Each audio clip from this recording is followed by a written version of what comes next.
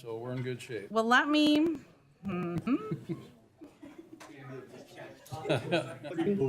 well, so my base is plugged in here. The blue light's Need on a hammer? here. It says disconnected. Can we unplug it and replug it? Does that make I did already. I want to hear, do you have your volume turned up on it? I want to hear if it detects correctly. My volume is off. Did I not push on the right thing? Oopsie. Use your.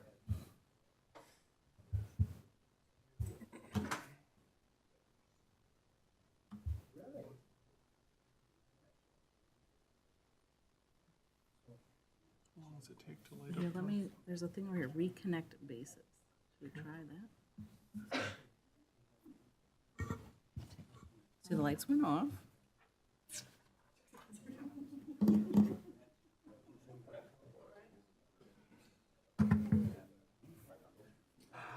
Not recognize that's what I was afraid Am I in of. the wrong thing? No, not Should I take the necessarily. mouse out? So I don't need the try. mouse, I just sometimes use it. Yeah, we're gonna, if we need to make this work. It's lit up. So do I need to reconnect? Try it again? again.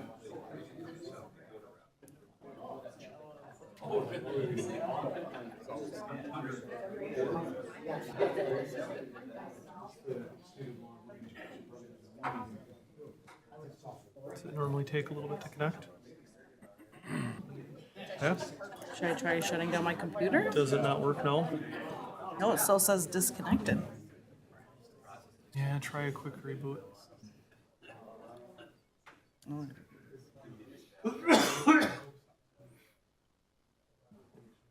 Shall I wait till we're ready here? What's that? Shall I wait till we're ready? Oh, It's 8 o'clock.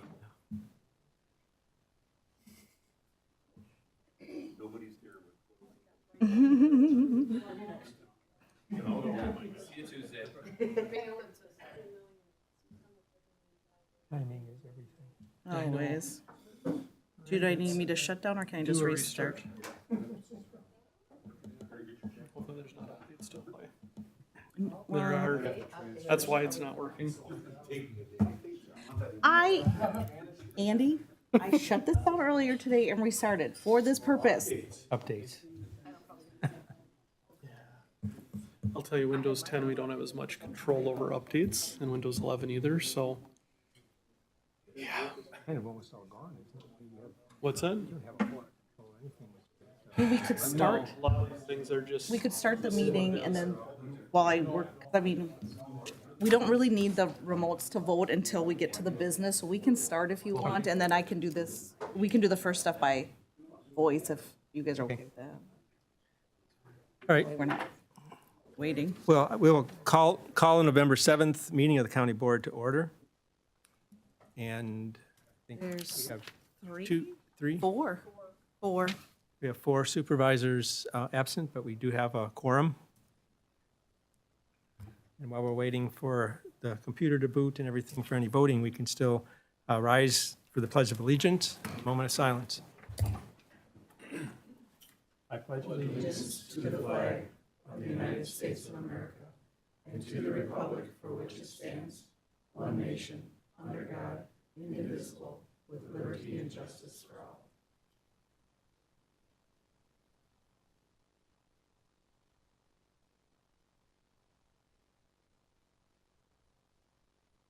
Thank you.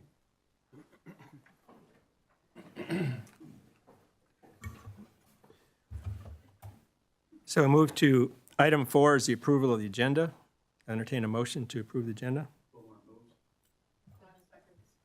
So we have a motion and a second for approval of the agenda. Any discussion?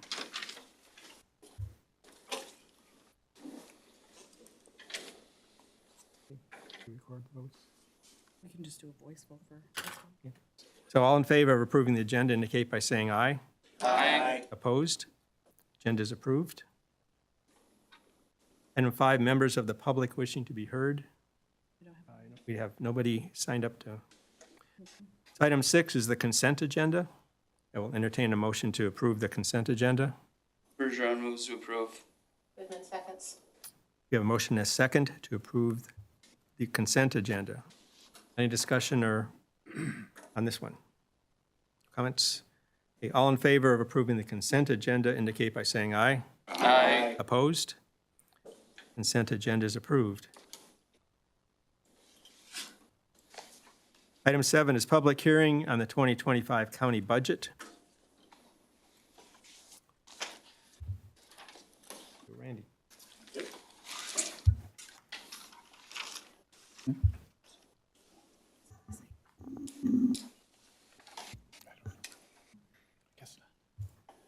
Good evening. My name is Randy Schultz. I'm the county administrator for Chippewa. For the new members, this is the public hearing portion of the budget. So the way this works is I present the budget. If there's any public that wishes to speak, they kind of voice their opinions and concerns to you. And then later on, under the business items where you approve the budget, you can make changes, ask me questions under that section. That makes sense? All right, so I'll start with opening statement. Basically, we did have to adjust what were presented to the executive committee. We discovered that there was $510,000 that was transferred, that needed to be transferred from the sales tax into the budget. It does not affect our levy or anything like that, and you previously approved that. So, but I just want to thank everybody, all the department heads, especially Lori and Jennifer, who the three of us spent a lot of time together with the budget, but all the department heads, the county board members, going through the process. I really like the way Chippewa County does the budget. They really piecemeal it to the county board with the CIP and then across the board wage increases and health insurance. I think it's a really good process the way it's been developed here. So they do a great job. There's been some challenges, obviously, with any budget. One of the things we had was an update for software. If anybody's dealt with software, no fun. But Lori and her staff did a great job. Andy and his staff did a great job with that, but that was a major issue and concern and a lot of sleepless nights just trying to work through all that. But then the tax rate, tax levy, which everybody wants to hear about. So 2025 Chippewa County budget is $2.28 for the tax rate. It's a reduction from $2.40 from the 2024 budget. So that decrease is about 5%. The main reason for this, and you'll see later on, that has been kind of the trend, is because the equalized valuation has gone up and we're only allowed to increase taxes by net new construction or any kind of debt levy. So we'll talk more about that. So you'll see our equalized valuation went up 8.28%. Our net new construction was the 4th highest in the state, which is very, very good. So we're economically in a good position, even with all the stuff that's happened in Chippewa County over this last year. So the proposed property tax for 2025 would be the $21,713,416. That's a $602 roughly increase, or 2.85%. So then some budget highlights. Get to start out with some good news. This has been a point of concern for several years here in Chippewa, but the positive development with out-of-home placements. Over the past several years, Chippewa County has faced significant challenges due to rising mental health needs, associated costs, largely driven by limited availability in facilities. And then the feds decided to change even how much it was costing us to have in-state availability and cost. So that increased it some more. So you can see how much we've added over the last few years. We added $200,000 and then $40,000 in 2022, 2023. We added $100,000 for 2024, and we didn't even feel like that was going to be enough just because of the trend and the way it's been going. We went through $1 million fund balance there in the past. It took us about 3 years to run through that. But the good news is that some reason in June of 2023, things started to really turn around. We ended up with actually a surplus for the 2023 budget, and we will have one we're anticipating for the 2024 budget. Obviously, very good news for us. One of the things we did when I first got here in 2018, obviously this was a big concern, math was a big concern, and I got all the department heads together that were dealing with those costs and the concerns with the children, and they all had the same conclusion, which is rare in county government when you try to talk about levy, because levy's gold. I mean, we just don't get a lot of it, and it's very difficult to kind of spread that out and utilize it. But we had all the department heads that were in that meeting agree where we needed to put that money, and we did. It was really towards social workers. And they were able to put some money in it. As you know, CCS, as you're well aware of, especially if you've been on the board for a while, we've added a lot of positions there. We started to take a stand against meth campaign, so we've done a lot of stuff in the community. I can't say that that's the reason why things have turned around, but I said we got all the blame when it was bad, so we're taking all the credit. So, but it's a lot of hard work from a lot of good people. Our social workers, when I first got here, their biggest concern was that they just couldn't spend time with the families. They couldn't do the services, and that's what they were really just putting out fires and moving people through the system. So I think that's really changed over the last few years, which I think is a result of what's going on. And then a lot of education out in the community. Stand Against Meth did that. You guys are familiar with ACEs. We did a lot of training on ACEs and stuff like that. So that's really good. Well, and while we're optimistic about the direction we're moving, I still recommend maintaining our current funding levels for 2025, and then we can see how it moves forward after that. But one area that has started to increase is guardianships, emergency protection placements, caseloads in this area of guardianships and protection placements, due in part to our aging population.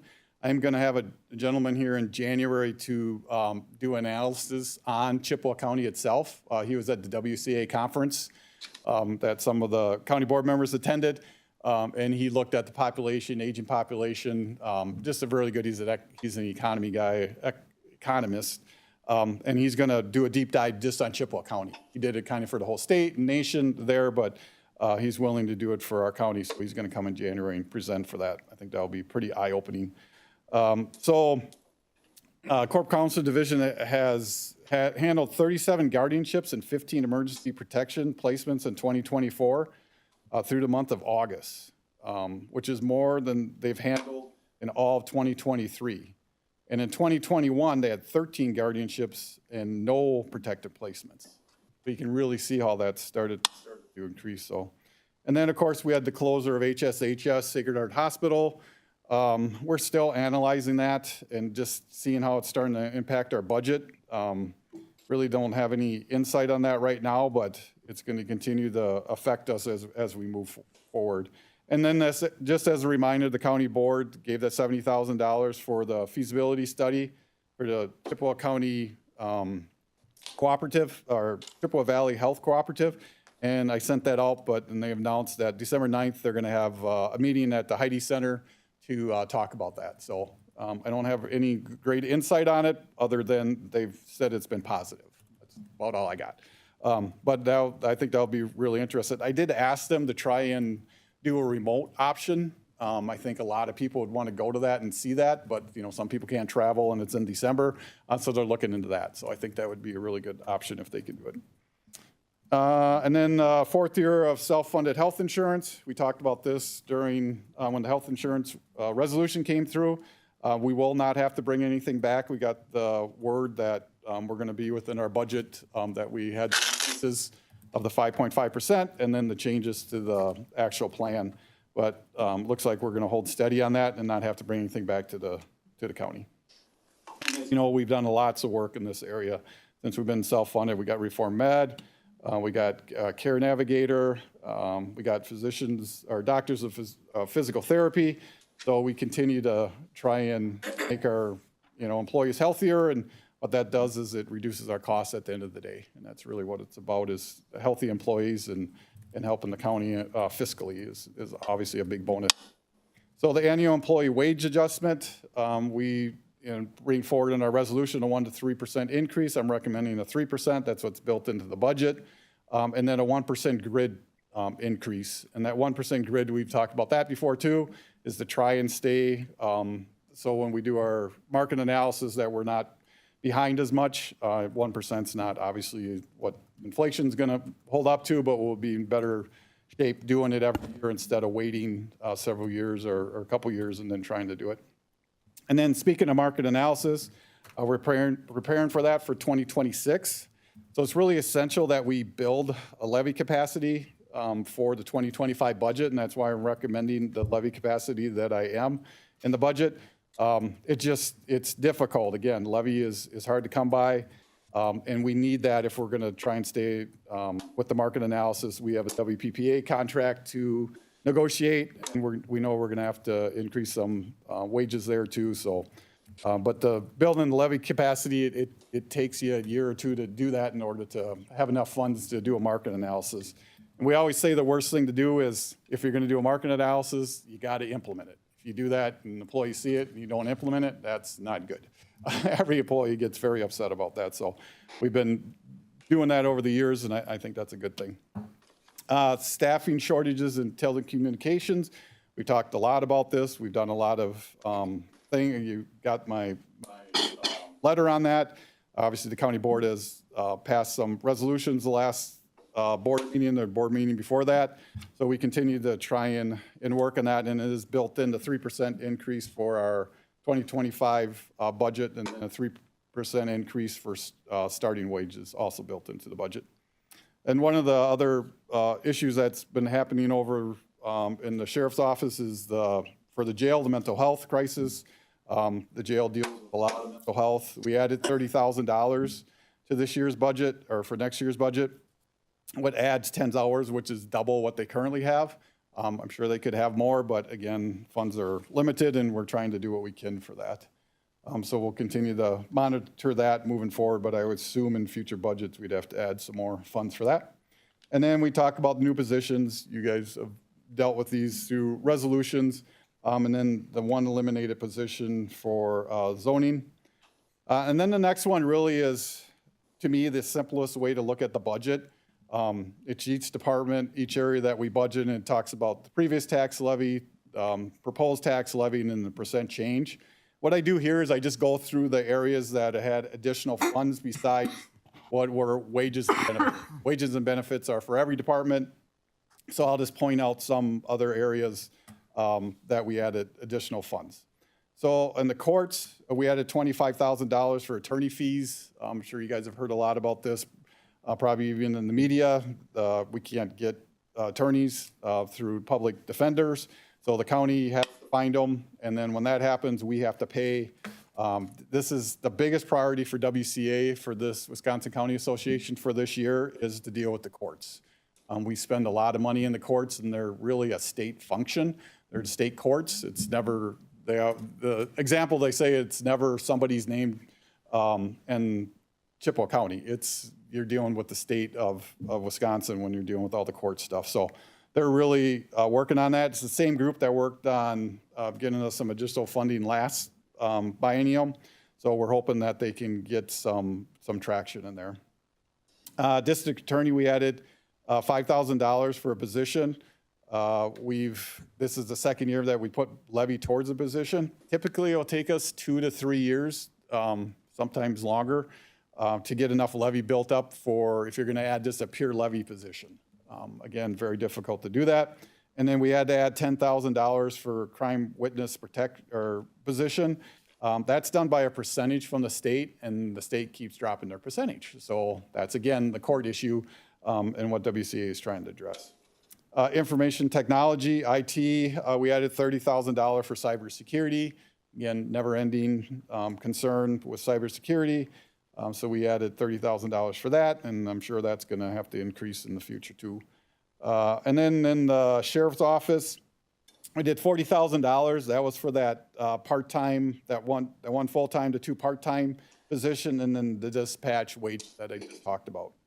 So that'd be $40,000, and then another $30,000 for the jail mental health, so a total of $70,000 for that. You'll see the treasurer, we increased their interest. Interest is very tricky. Unfortunately, tends to go up and down. In the past 10 years, it's been way down. The last few years, it's been higher. But again, we never want to have the peaks and valleys, so we try not to react either way on that. We try to be conservative on the revenues and conservative on the reductions and that too. So, but that'll take a few years to kind of level itself out. And then if you go down to the next part there, sales tax, property tax credit. We typically try to do CPI, Consumer Price Index increase. For next year, it'd be $117,000. So you can see what the total increase is from, for the levy, the 2.58%. And then we do have some things that are excluded, and that'd be, we consider our operation levy. We do have some exclusions to our levy limits. Libraries for us are one of them, and county aid bridges. One of the things Brian brought forward this year was to use about $100,000 from that fund balance for the bridges, and that's really for the township bridge program we have. So we were able to, we didn't have to increase that as much. It would have been 179,000 instead of just the 79,000. So with all that, the levy would increase at 2.85%. So summarizing, the 2025 budget for the Chippewa County Board is consistent with the Chippewa County Strategic Plan, which we always try to adhere to. It's sustainable for fiscal year 25 and 26, and allows for current Chippewa County Board to address operation needs. And then we go and we just have a pie chart here, just doing the 2025 revenue sources. And then we kind of go into our things that hit us over the last few years. One of them obviously was the opioid settlement funds. Again, you know, you're probably sick of me saying this, but we get surprised all the time about funding we're getting for this. We just got surprised a couple weeks ago again, and we got a check from a bankruptcy, which I thought bankruptcy meant you didn't get checks, but that we did. So we're adding that. Again, I really like the process that you guys settled on at the end of the day, where we do this part of the budget. We know the funds because we're holding them for a whole year, so we know what's going to be in there. We're not anticipating and going to overspend that. And last year was the first year we were able to really look at what we had, what was in our fund balance, and then kind of we divided that up over, I think, 15 years and came up with the amount that could be spent for the next budget. So we'll continue to look at that each year. It will increase a little bit because we got some funds we weren't aware of. BEAD, the broadband project, as far as I'm concerned, we're pretty much done with BEAD as far as what we had to do for our committees and putting things together, looking at the maps and all that kind of stuff. Now it's really up to the telcos to come forward and request support. And they're going to do that. I think it's the next, is it next meeting? December? Meeting, we're going to have 3 telcos for sure come forward and ask for letters, basically letters of support. We do it through a resolution, so it's a little more formal, but no funding. We're not looking at giving them any funding. As you know, we gave quite a bit of our ARPA funds to them. But that's going to keep on moving through. And then ARPA, I think Lori's the happiest person in the world that ARPA is going away. She's the one that's responsible for all the reporting and tracking everything. It was a lot of money. I think, again, we came up with a good process. I got county calling me and asking me what we were doing with the money we got left over. So we don't have money left over. We came up with a plan that said at the end of October, we're going to give that money that's not spent to the highway department and they can utilize it and adjust it there. And they're like, that's a great idea. So, but why they're waiting this long, I'm not sure. But again, very, very good planful approach to ARPA. Then sales tax, obviously we've gone through all these before, but this talks about the revenue that we use for sales tax. Again, we don't use sales tax on the year that we receive it. It's a 2-year delay essentially.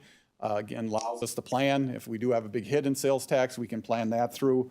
We do use some of that for tax relief, but the majority of that is used for projects and debt service. You see that how that's broken down there. And then the projects that you've already approved are part of that chart. And then you can see the total use of $10,202,130. So that's good. Our sales tax went up about $2 million a few years ago. I've talked to everybody I can think of to find out why that happened. And apparently there was a change in the law and things you do online now, we get the sales tax from it. So that's been very, very helpful. And this year we're hanging pretty much even. So that's good after having a $2 million increase on an $8 million amount. And then we just break down the sales tax distribution, kind of where the money goes.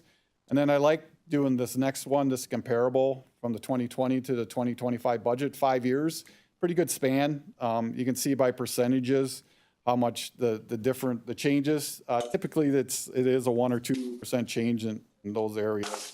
We kind of see consistently. And then the comparison, love trends, love to look at budgets, look at trend analysis, And this really kind of does it in a nutshell. So you can see our equalized valuation, how that's increased over the years. You can see the big increases in 22 and 23 for the 23 and 24 fiscal year. And then it went back down for 2025 to about what it was previous before that. So good, very good trend moving forward. Decrease in tax rate is, they really relate. So if your equalized valuation goes up, your tax rate's typically going to go down unless you do a huge bonding project or something like that. And you can see how much it's gone down since 2020, $3.43. Now it's down to $2.28. And again, you can see the bump in those 2 years, and then now it's kind of gone back to what it was previous to that. If we can stick with that, I think we'll be doing well.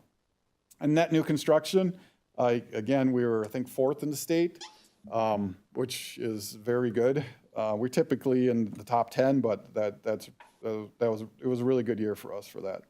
And then levy, again, you can see how much it's gone up, went down because the equalized valuations went up so much. The percentages of tax levy went down for those 2 years, and now we're kind of back to where we were before. And then allowable tax levy. So this is the amount that's underneath what we're allowed to tax. We're $250,000 last year and $283,244 this year. For next year is what we're proposing. Again, the reason for that is we got to build some levy cap. We got to build some ability to be able to do our market analysis, and health insurance is blowing up everywhere. Cancers, they'll tell you, is up everywhere. So we try to anticipate having a levy available for that moving forward. And then we added this bottom section like maybe 2 years ago, because you could see how much our overall budget has went up. In 2020, it was 78 million, 78.7, and then you can see in 2024 it was at 126 million. And of course, everybody wants to know why our taxes are going up. Well, it wasn't really from taxes; it was from RWC, from Medicare, Medicaid coming in, because we're the fiscal agent for that consortium, and that's a huge. We're about what, 28 million roughly. Of our total budget is for that. And then you can see it kind of went down after this year because ARPA gone away. And then looking at our fund balance, the reason the fund balance is so important is that really affects our bond rating.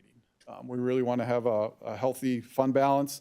We like it kind of where we're at, between the 30 and 40%. Auditors will give you different numbers on where it should be, but I think we're being very conservative and being very good fiscally if we can stay between that 30 and 40%.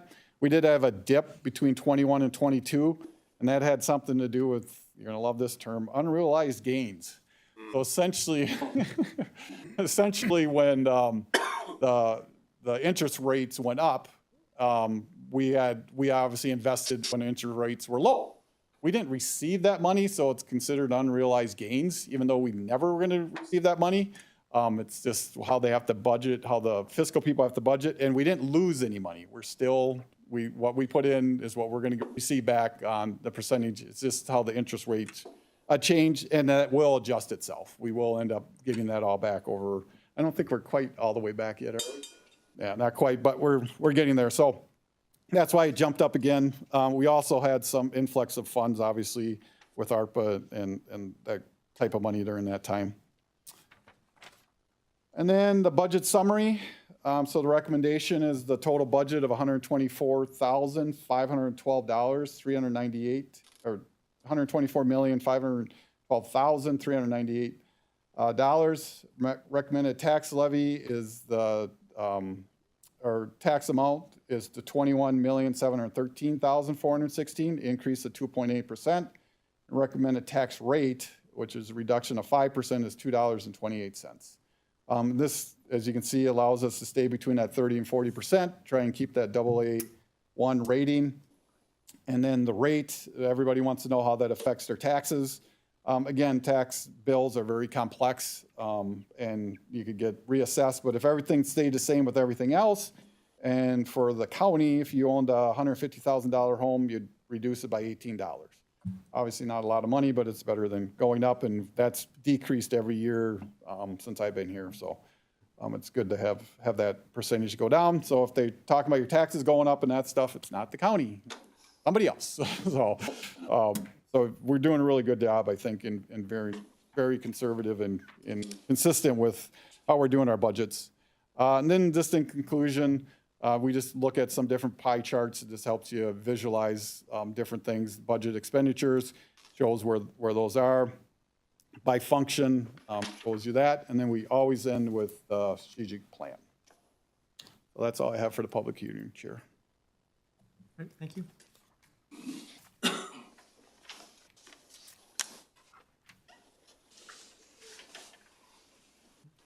Now we'll look for any comments from the public. But seeing none here, we will close the public hearing.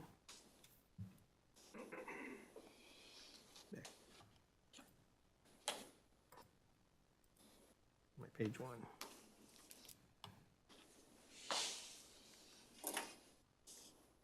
Can we move on to reports? The administrator review and update. He doesn't have any. Thank you. Okay, department reports. Report highway operations. Brian?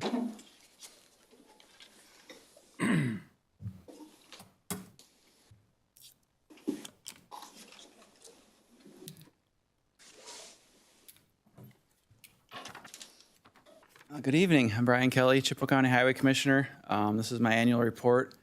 Required by the state statute actually to give this report on certain things, but we like to talk about a little bit more than that because we do a lot of things at the Highway Department that not really required to share at this meeting, but I do want to share it because it's important and our staff put a lot of time and energy into these projects, so I think it's worth recognizing some of that.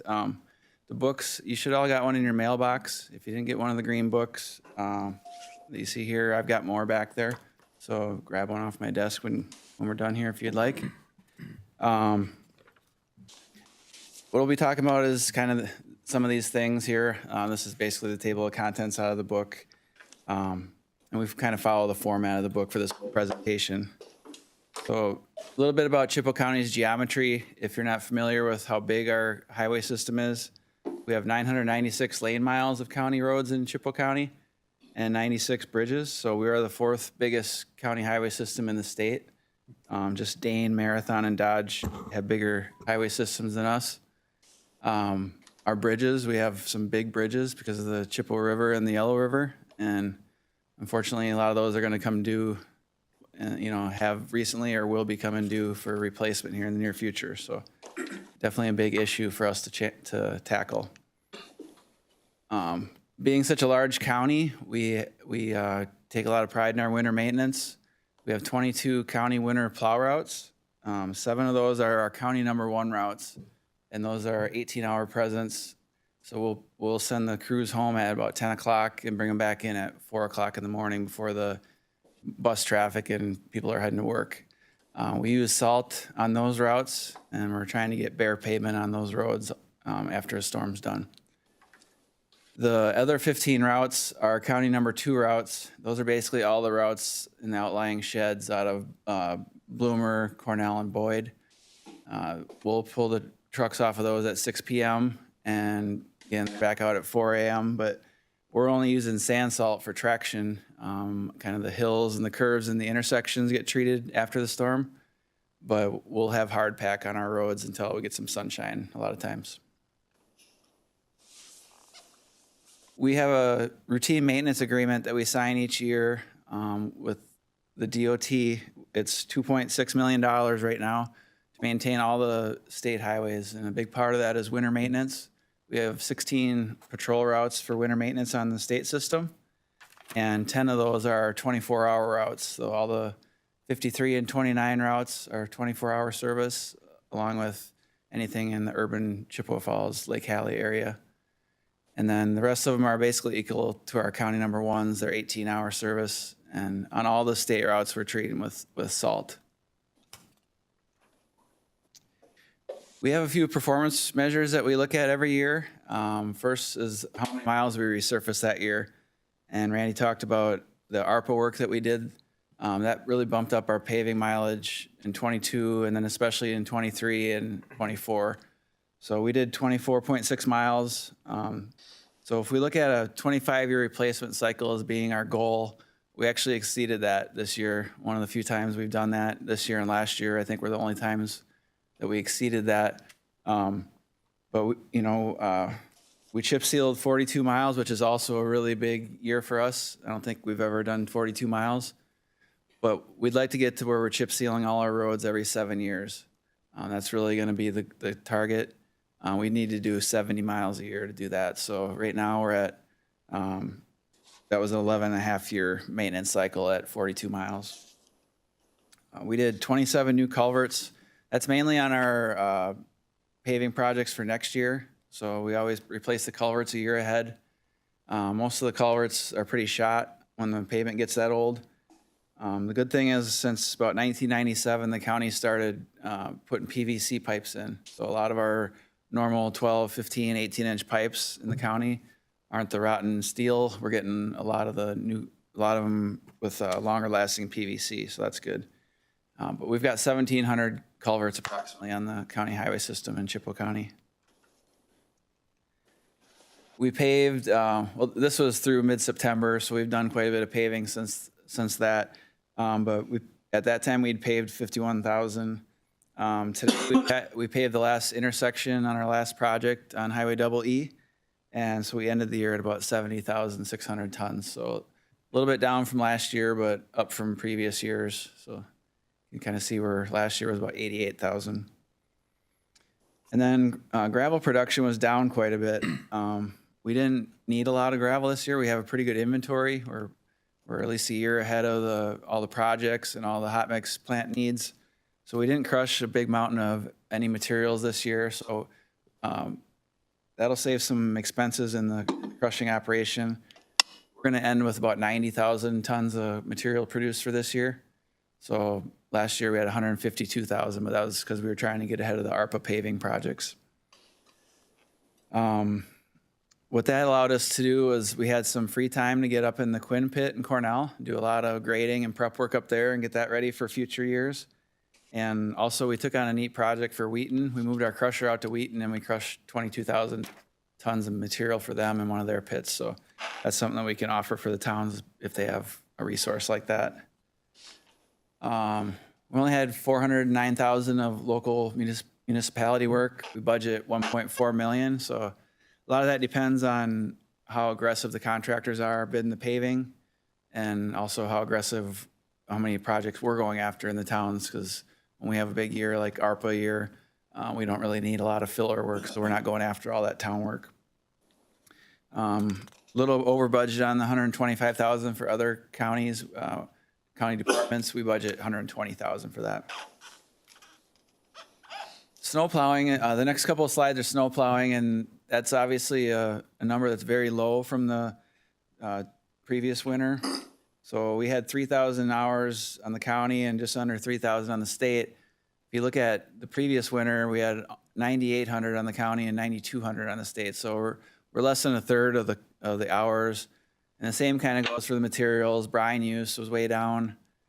Salt, which is the most expensive material that we buy, that was way down, even less than a third. So sand, salt, way down. We've got really good inventory of all these materials now. So right now, all of our sheds are packed full of salt. We've got 6,500 tons of salt in our inventory.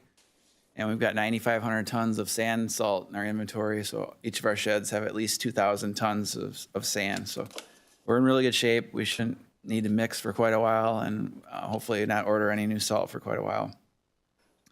One thing we do with our crew is we train them every year. I give them about a 45-minute training on winter maintenance levels of service.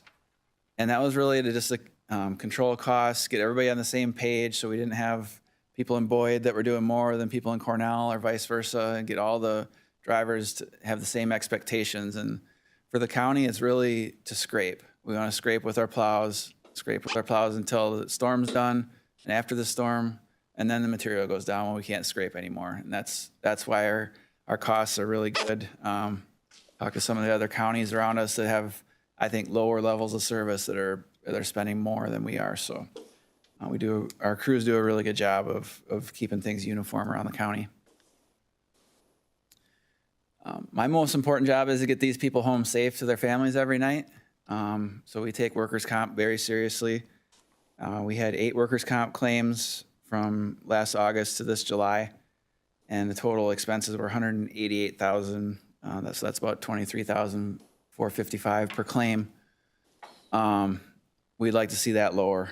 We had a 5-year average is 523,000, but that's because in March of 22 we had a really bad injury with an employee, and so we kind of consider that an outlier.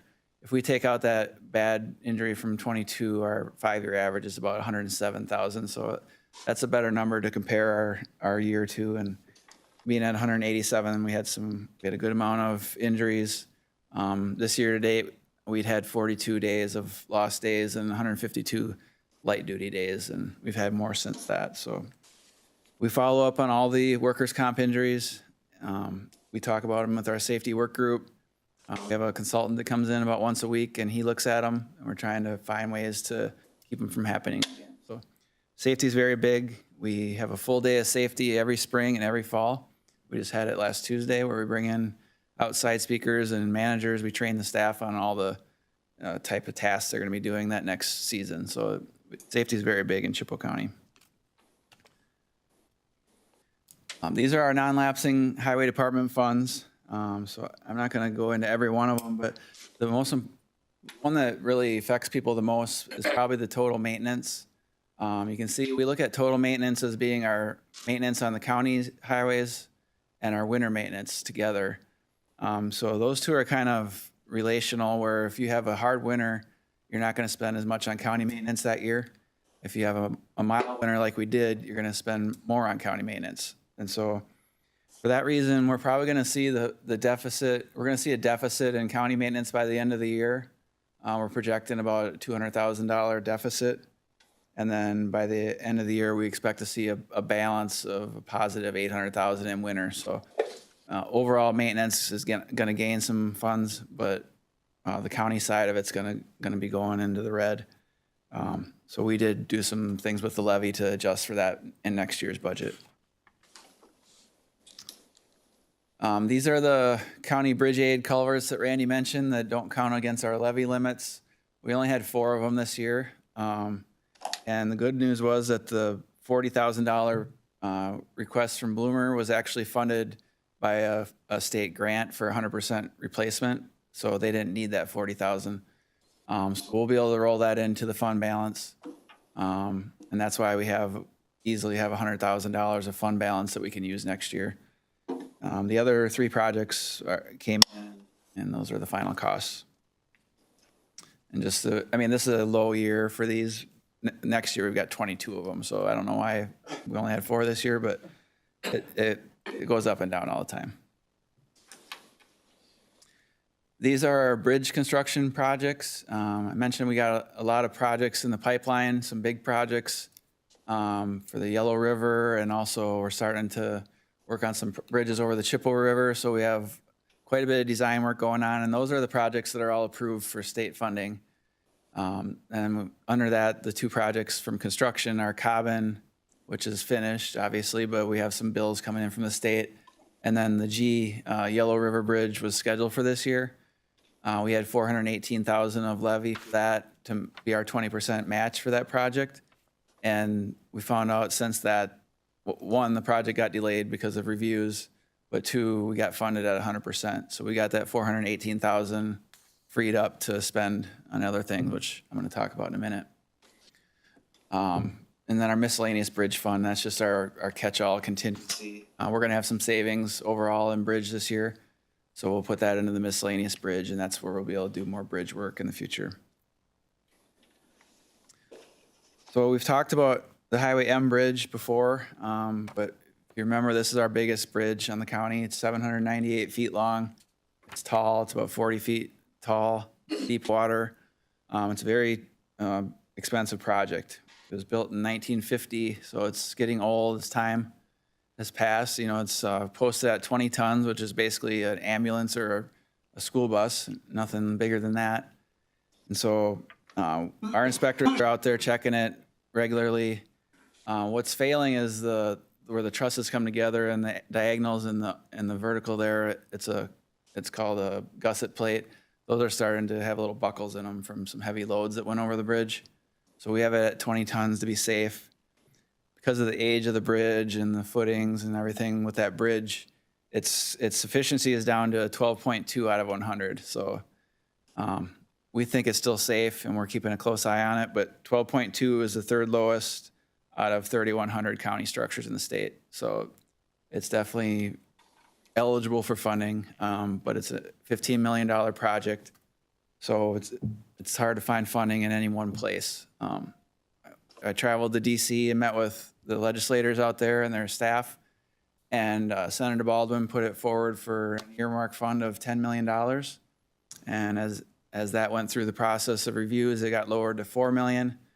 And so it sounds like sometime this winter we should be allocated the $4 million of earmark funding, but that still leaves $11 million.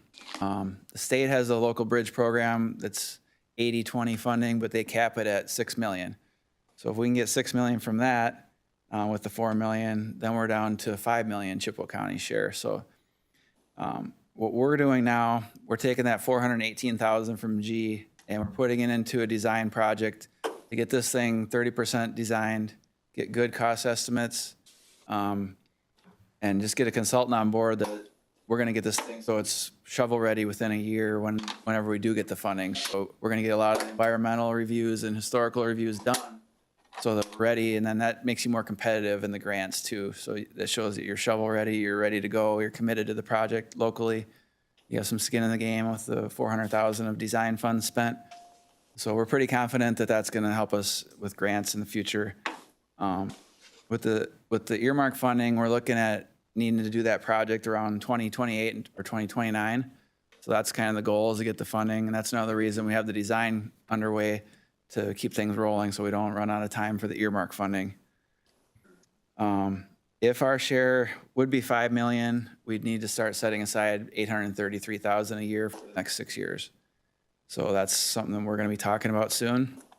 In fact, Andy and Lori and I are going to have a resolution to talk to you guys and get some direction in January, it sounds like. So we'll be talking to the highway committee a couple times before that. And then when we come to the January meeting is probably when we're going to need some real direction on what the county board wants to do with this project.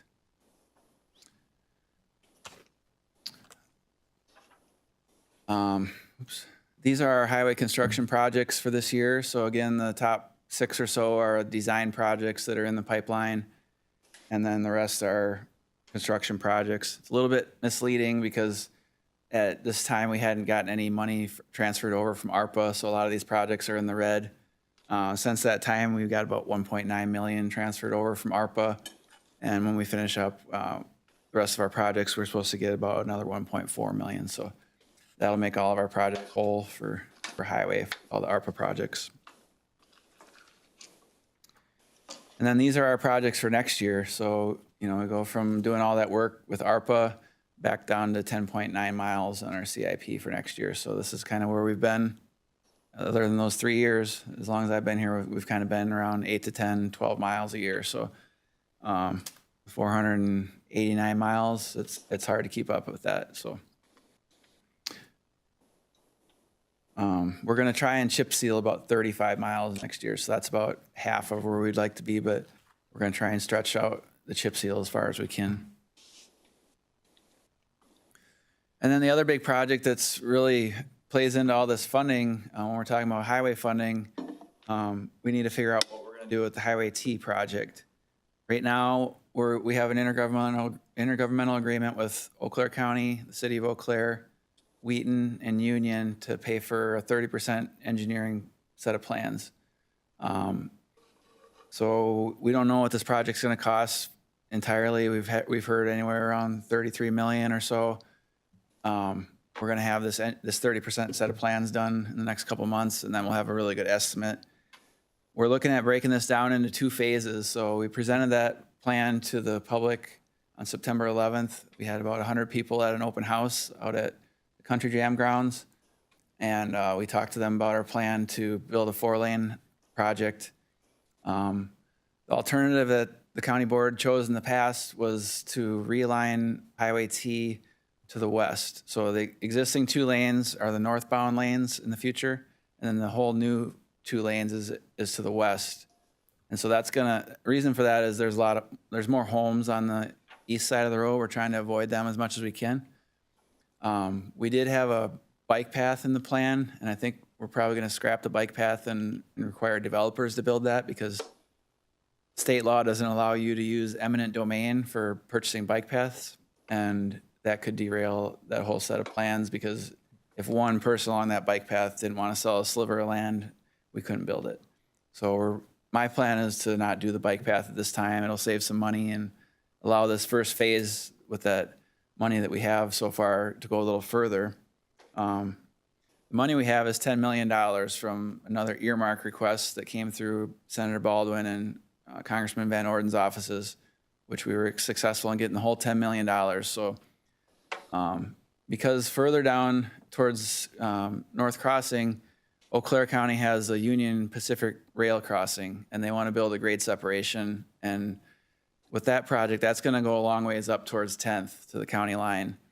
And so we didn't want to spend that $10 million in Eau Claire County at this time because we don't know what's going to happen with that grade separation. So even though Eau Claire County applied for the $10 million and helped us get it, they're willing to spend the $10 million in Chippewa on phase one, but our agreement will be that we're going to help out in Eau Claire County when their project gets built. It makes us a lot more competitive on grants, and just it makes it a lot easier when we're all working together with the different agencies. So phase one will start at 29 Pines, and we'll continue on down to just past 17th Avenue, and that's just past the Country Jam grounds. So that's another big push, is to get that roundabout built in front of the Country Jam grounds because we have big time traffic problems out there during their festival. So that's another reason we decided to build the north part first. So right now we're looking at probably building that project in 27 and 28. If we can do it for 12.5 million, our share locally will be 2.5 million amongst the stakeholders. The way our cost share agreements split up, Chippewa counties would be 817,000. So again, looking at putting away money every year to pay for that so it doesn't hit us all at once. So that'll be about 136,000 a year we'll be putting away at highway to fund this project.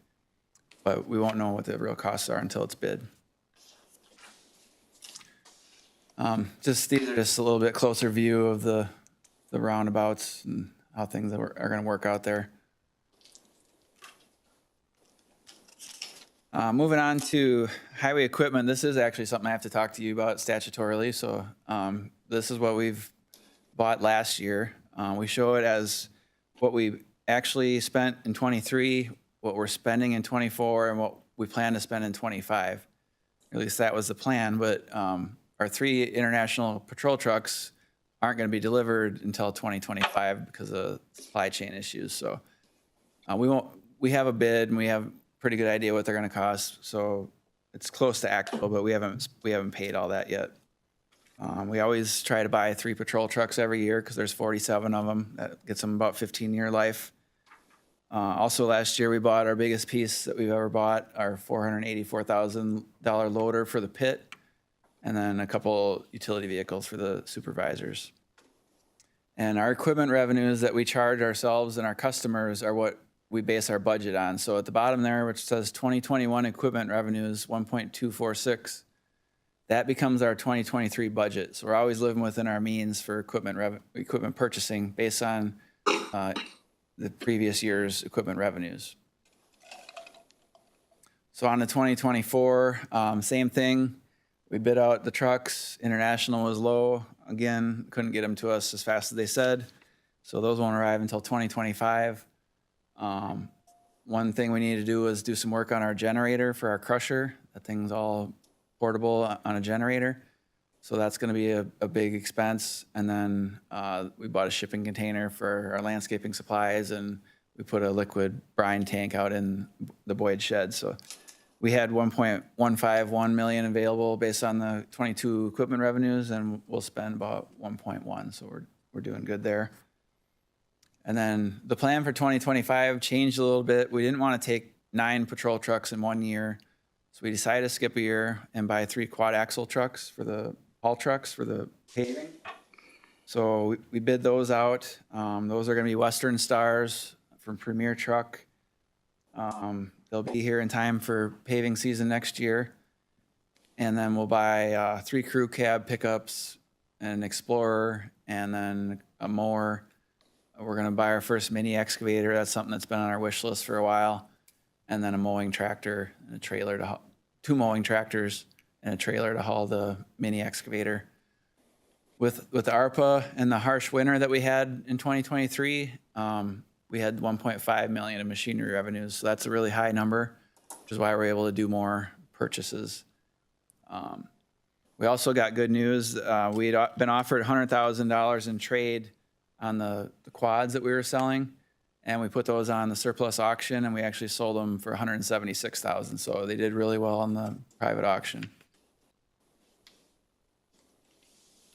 And then these are the non-highway fleet vehicles. The highway department manages the non-highway fleet. So this is what we bought last year. We had $250,000 available. We went a little bit over at $259,700. This year we changed a little bit. We decided to have the highway pay for the squad builds. So $50,000 was transferred from sheriff. They're no longer funding the squad builds. Since we purchased the vehicles, we're also paying for the squad builds. They actually spent $77,000 on squad builds, so we transferred 27 from sheriff to highway to make it whole. So, so we budget $250,000 for vehicles, and we should be really good for that budget.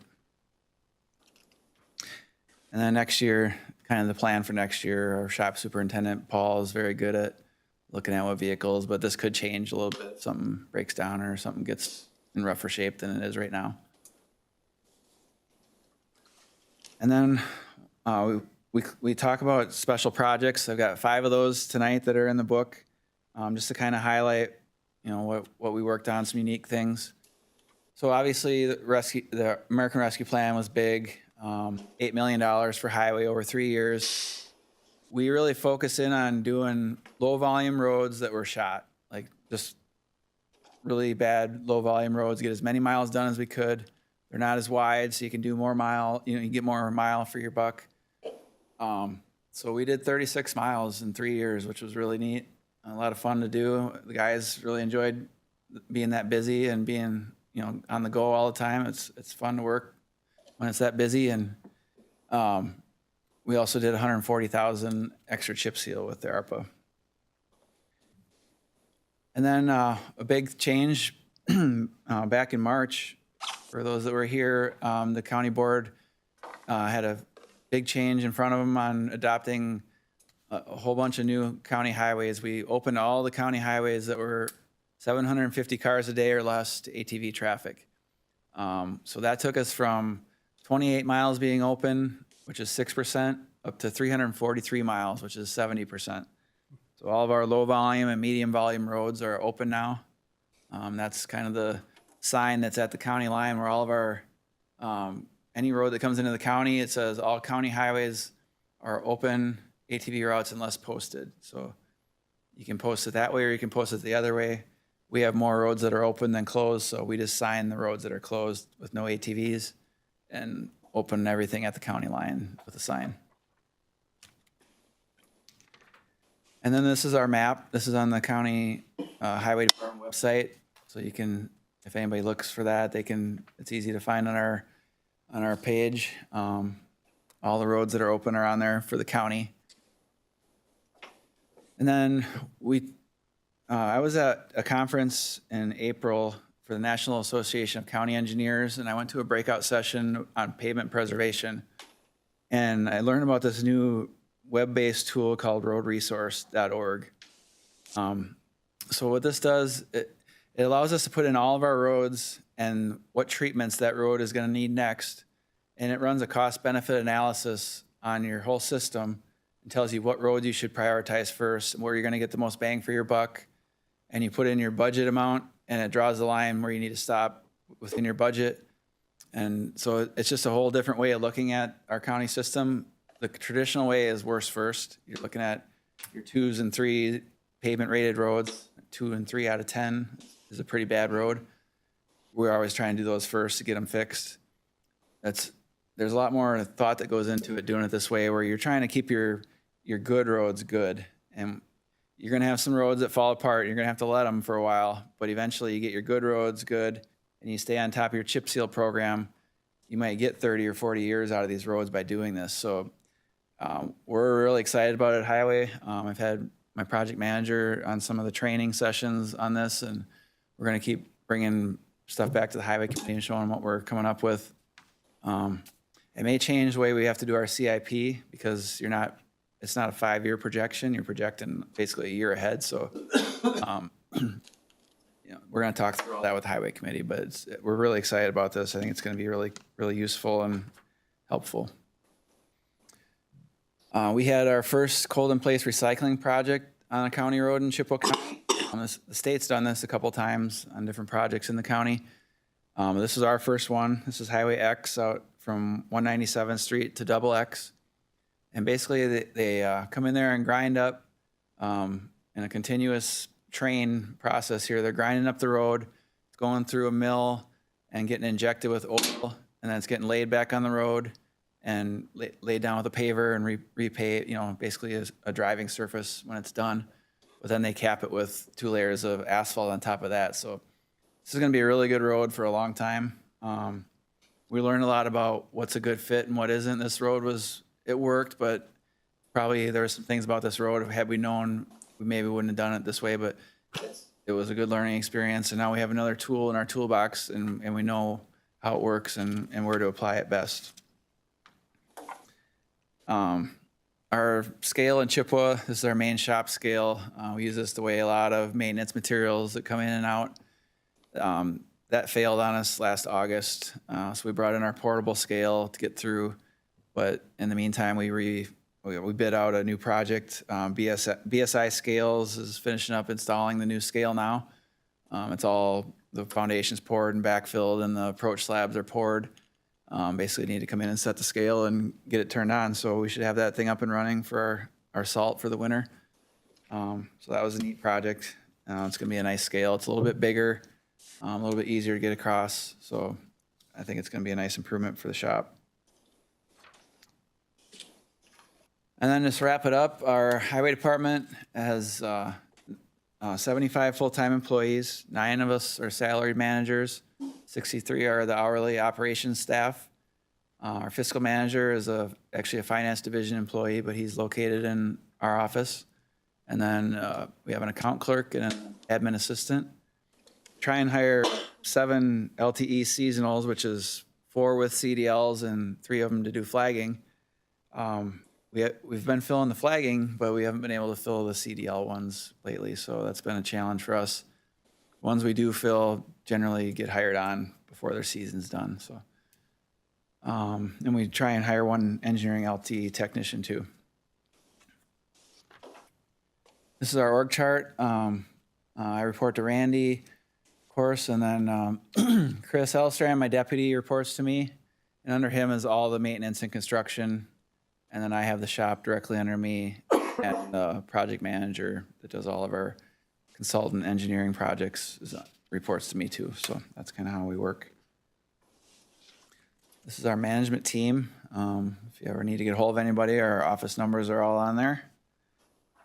And then our highway committee, Supervisor Flater is the chair, and then Supervisor Gehring, Peterson, Rochelle, and Romeyer. And then the back cover of the report, we always manage to find a couple satisfied customers for the year. So we had a neat project out on Double O through the orchards. We kind of worked around orchard busy season, and it went really well. We got some nice comments to the guys from Wayne and Lisa out at Bushel and a Peck. And so we asked them if they would mind writing a little letter, paragraph about how it went. So they wrote us some nice comments there. And then Paul Krummenauer is the president of the Chippewa Valley ATV Council. And we've worked with Paul ever since we put the first routes on, before my time even here. So Paul's great to work with. He had some nice things to say about our relationship, him and I working together, and also about the crew that did all the work putting the signs up. So we really appreciate working with Paul, and some nice comments from him. And with that, I'll close it up, but I'm happy to answer any questions you have about anything highway. Remotes are working now. Jason? Thank you, Mr. Chair. On the bridge construction, the county Y Bridge in Jim Falls. We've chatted about that one before, and sounded like it was scheduled for like a significant repair upgrade. But the fact that it's on the design list, does that mean it's moved into full replacement, or is Yeah, no, that okay? that's a redeck, new railing.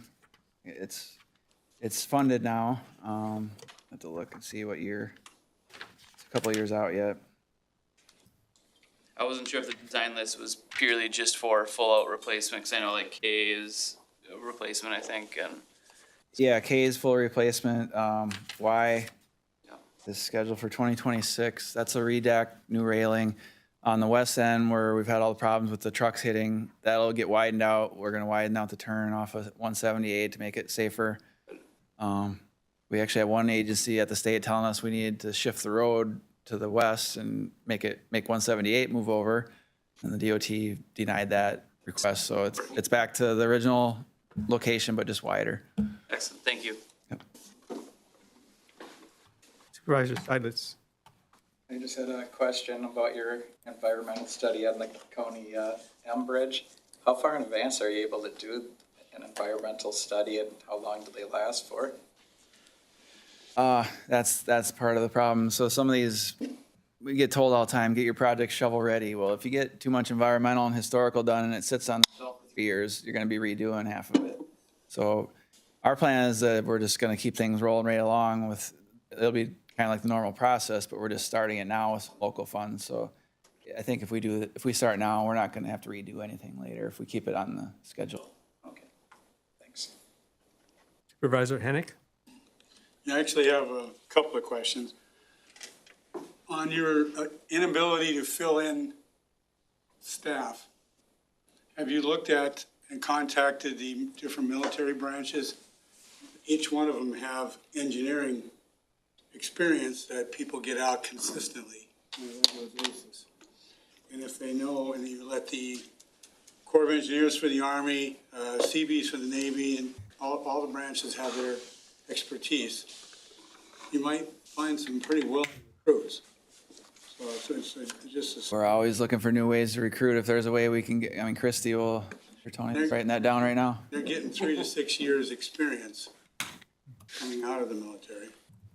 The other question I have is, have you looked at federal listings for equipment that they give away?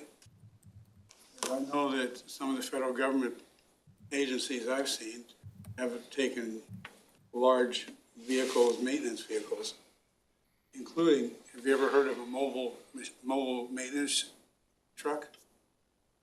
I'm not familiar with that.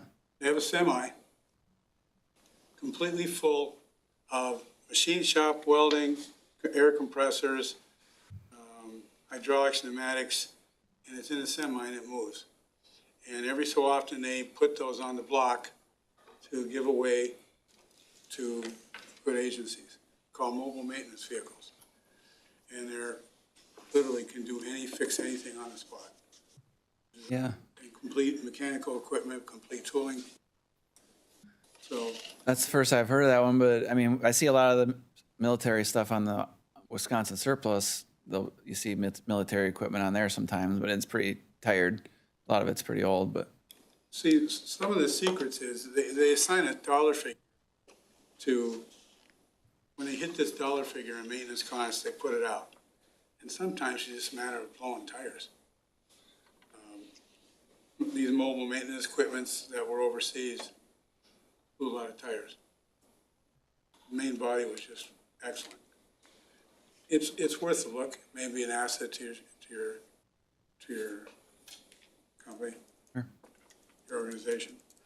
And the last thing I'd like to say to yourself and every other supervisor, I'm blown away at the answers you guys gave. Randy, yourself, it's impressive. So I kind of want to give you an attaboy for all of you guys for the hard work. Thank you. Damn. Supervisor Rothbard. I just want to bring up, we spent 2 years working on the ATV, UTV routes, and Paul Krumenauer did a very good job arbitrating how we ended up with that. And I think all of us did a good job on it, but I think Paul was instrumental in moving that the way it is. It seems like we did come up with a real good compromise, and Brian did a good job on it too, on how it was orchestrated. So I want to thank Brian too on that. So hopefully it'll keep going the way it's going right now. Okay. Any more questions? Thank you, Brian.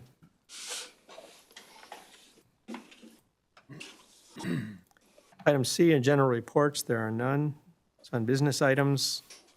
Item number 1, Resolution 43-24, resolution to approve county aid for bridges and culverts in 2025. Resolution number 43-24, resolution to approve county aid in 2025 for bridges and culverts. Now therefore be it resolved that the Chippewa County Board of Supervisors does hereby authorize county aid match funding for the projects above and does further levy a tax to meet such appropriations on all of the property in the county, which is taxable for such purposes. And be it further resolved that the county board does hereby direct that any balance remaining in any appropriation for a specific improvement after the same shall have been completed may be used to make up any deficit that may occur in any other improvement for which provision is herein made, and any balance remaining at the end of the year shall remain in this fund and be available for the same purpose in the ensuing year. Forwarded to the county board by the Highway Committee. I will look for a motion to approve. Rochelle, motion approved. Supervisor Gearing, seconds. We have a motion and a second to approve. The only thing unusual this year is that we've got the $100,000 of fund balance that we're gonna use. We have $179,179 in projects submitted, and we'll be able to use $100,000 of fund balance, so it won't be as big of a hit to the towns on the reimbursement. Anybody have any questions for Brian? Comments? Okay, we'll call the vote on Resolution 43-24. You can wake up the computer. Yes.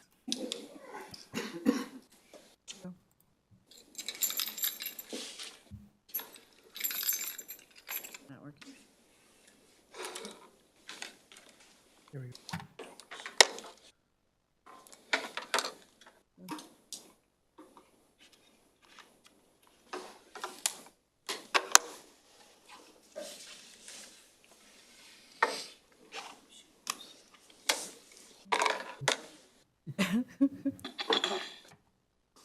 Okay, you can release. Resolution is approved. Item 2 is Resolution 44-24, resolution to approve funding for highway projects and maintenance in 2025. Resolution 44-24, resolution to approve funds for county aid construction and maintenance during calendar year 2025, read by title only. I will look for a motion to approve. Romano moves. Omar will second. We have a motion and a second. Explanation? Okay, yeah, this is just our annual fund highway department. Line 15 there, up a little bit, it talks about road construction. That's all straight out of our CIP. Just below that is the bridge construction, straight out of the CIP. And below that, road maintenance. So there's the regular county maintenance with $250,000 levy, and then the 2.048. That's our general transportation aids from the state. So that's basically how we fund almost all of our county maintenance. And then 1.4 million of levy for winter. And then just the other stuff, the 79,000 for the bridge aid, 531,033 for our admin and the non-highway fleet. So it spells out that it's 4,578,952 of levy, 1,750,000 of bonding, and 2.1 million of sales tax. Anybody have any questions for Brian? Okay, now we will call the vote for Resolution 44-24.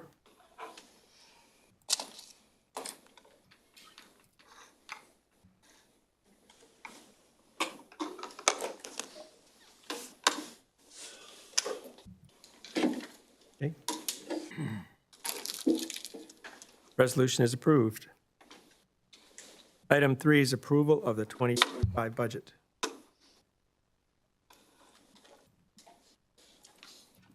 We'll need a motion in a second. Guess we'll look for a motion for approval. Supervisor Bur- Seconds. Who's the second?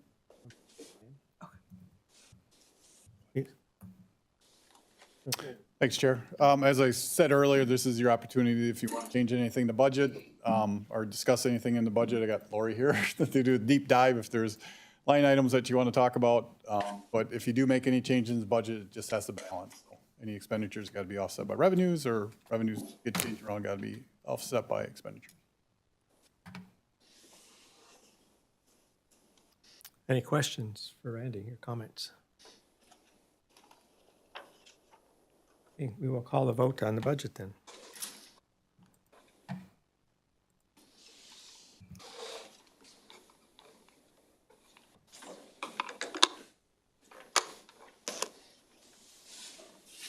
You can release. The 2025 budget is approved. Thank you. Item 10 is County Board Chair appointments. There are none. Item 11 is County Administrator. There are none. Item 12 is agenda items for future consideration. Everything, let us. And on to item 13. Erickson will make a motion to adjourn. We have a motion and a second to adjourn. Please, all in favor, take the vote. Who did this second? Thank you. Supervisor Rochelle. Rochelle, thank you. You get-